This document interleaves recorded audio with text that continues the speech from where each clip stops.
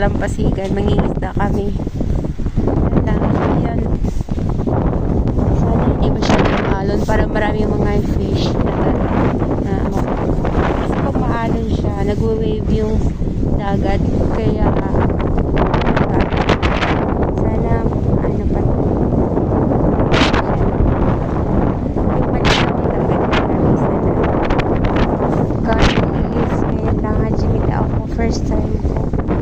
Tsaka ayun o, para may mapakasiw, may maulan.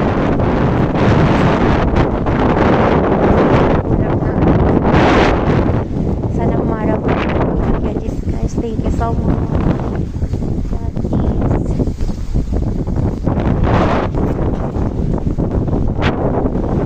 Sana may mga isda dyan. Ayan lang. Ang galing ng ano nila dito. Hindi naman to fish. Ito yung pwede ka mag-isda dito. May bayan. Pero ang galing ano. Kasi ano yung ano nito. Ayan. Ang galing oh. Kasi sa shed. Saan ba yung kasama? Kasi may siya ng pagkain ng ano, pangpain.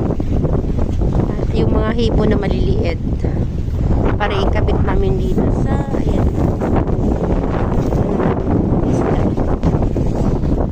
ay charged experience charged experience